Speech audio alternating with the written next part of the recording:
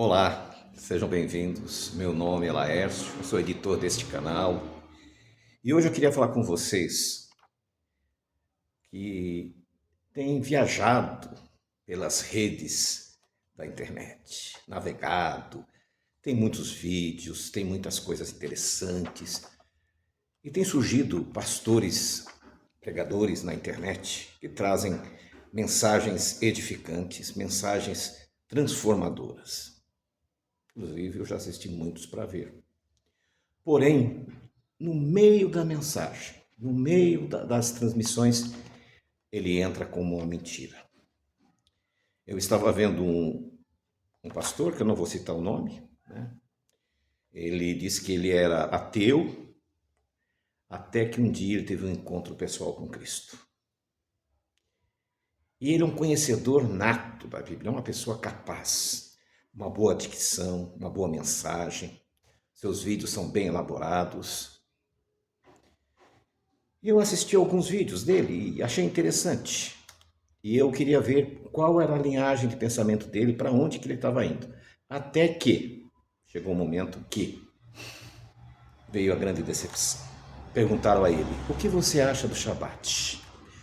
Ele diz: nós cristãos não devemos guardar o Shabat, porque Cristo é o nosso Shabat. Cristo é o nosso descanso. Aonde ele achou isso? Sendo que o próprio Jesus disse: não penseis que eu vim abolir a lei dos profetas. Eu não vim. Eu vim dar um pleno cumprimento. Enquanto o céu e a terra não passar, nem um i ou um traço deve ser tirado, mas tudo deve ser cumprido. Em Mateus capítulo 7, versículo 22, ele diz assim: naquele dia, no dia do seu retorno, muitos virão e dirão: mas Senhor, nós fizemos tantas coisas em teu nome, expulsamos demônios, né? Fizemos curas. E Jesus vai dizer: apartai-vos de mim, vós que sois contra a lei. Ah, mas Paulo disse que a lei foi abolida. Em Romanos 3,31 diz assim: anulamos, pois, a lei pela fé? De maneira alguma, antes estabelecemos a lei. Apocalipse 14:12. Aqui está a sabedoria.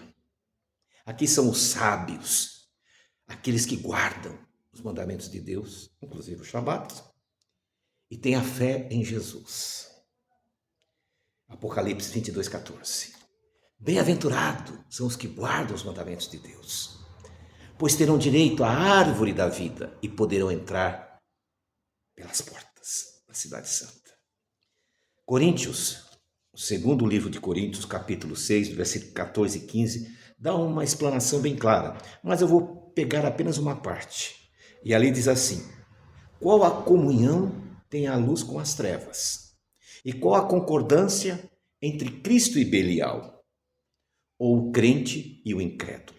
Aí você diz: mas não, o pastor não é incrédulo. Como não é incrédulo?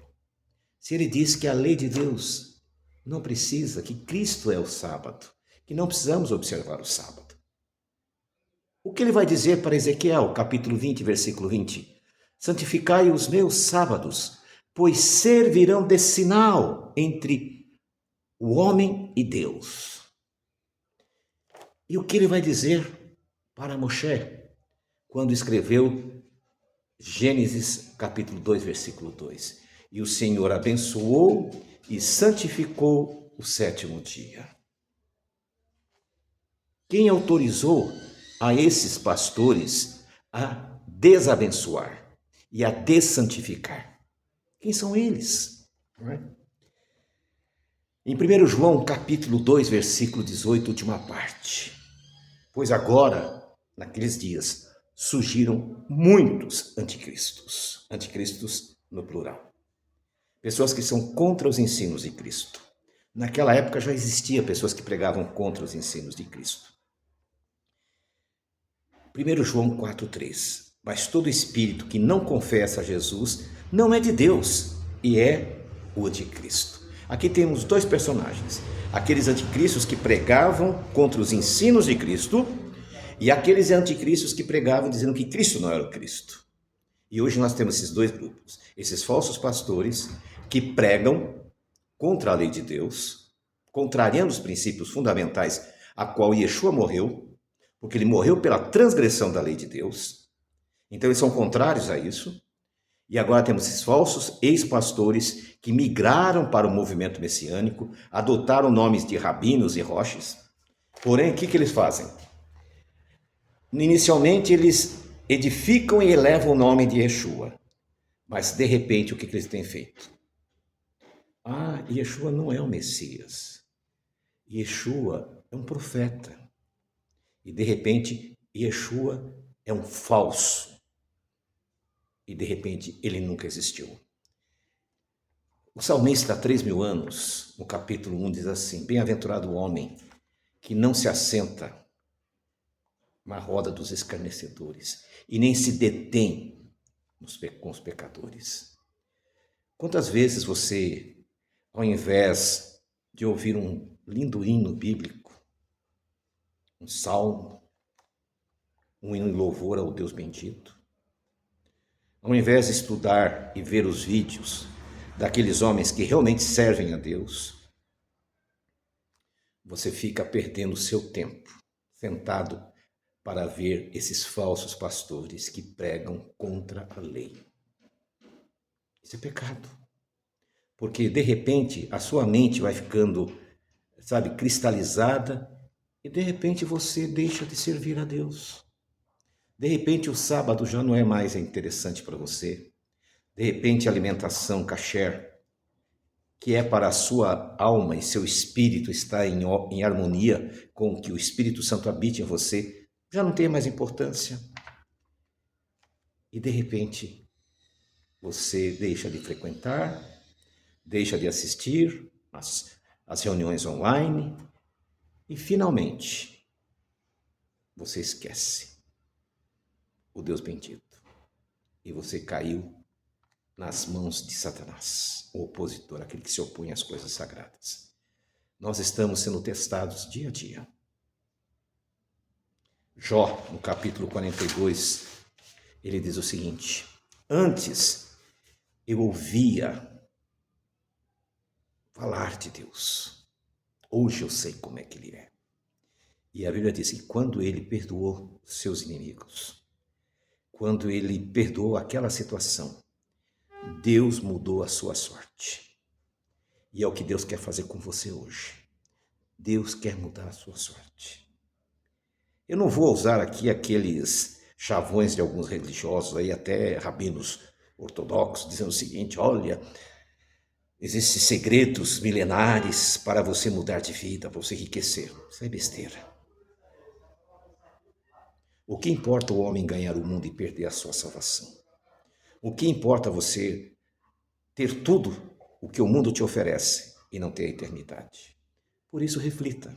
Vale a pena você dar o seu like para essas pessoas, ou a sua contribuição, estar assistindo esses vídeos de ímpios que pregam a mentira?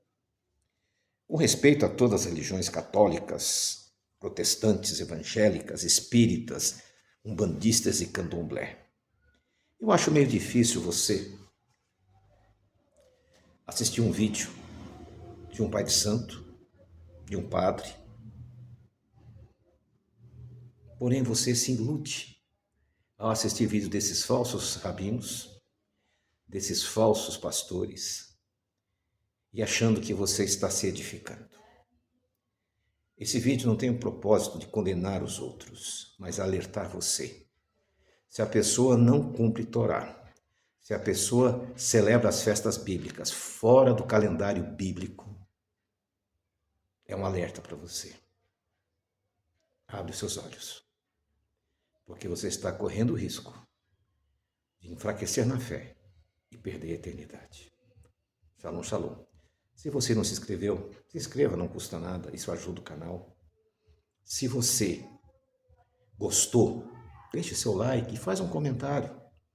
Se você não gostou, não tem problema, deixe o seu dislike, mas diga por quê, para a gente corrigir também possíveis erros. Somos humanos e somos tendentes a errar.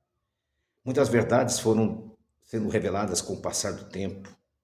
Outras Muito tempo se passou, comigo foi assim, coisas que eu achava que já sabia e de repente Deus revelou, mas muitos anos depois, não tem problema. Shalom, shalom.